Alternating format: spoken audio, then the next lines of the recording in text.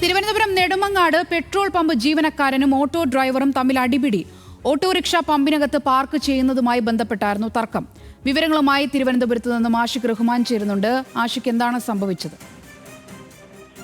സോന, ഇന്നലെയാണ് ഈ ഒരു സംഭവം നടക്കുന്നത്. തിരുവനന്തപുരം നെടുമങ്ങാട് കച്ചേരി നടയിൽ പ്രവർത്തിക്കുന്ന ഒരു ഹിന്ദുസ്ഥാൻ പെട്രോളിയത്തിന്റെ ഒരു പമ്പിൽ വെച്ചാണ് ഇരുവരും തമ്മിൽ ചെറിയൊരു വാക്കുതർക്കവും പിന്നീട് ഒരു അടിപിടിയിലേക്കും കലാശിക്കുന്നത്.